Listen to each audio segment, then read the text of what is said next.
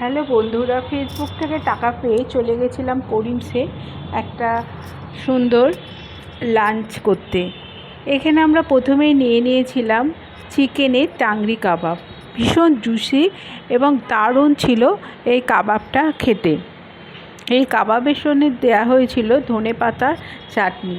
ধনেপাতার চাটনি দিয়ে কাবাবটা অসাধারণ লাগছিল। আমার ছেলে নিয়েছিল কোক, যেটা ওর খুব প্রিয়।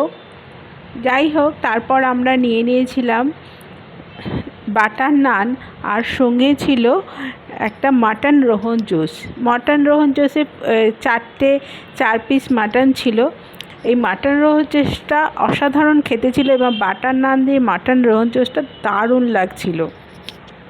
তারপরে চলে এলো কলকাতা স্টাইল মাটন বিরিয়ানি, যেটা ভীষণ ভালো ছিল খেতে। আলুগুলো দারুণভাবে সেদ্ধ হয়েছিল এবং আলুর মধ্যে খুব সুন্দরভাবে মশলাটার ফ্লেভার পাওয়া যাচ্ছিল।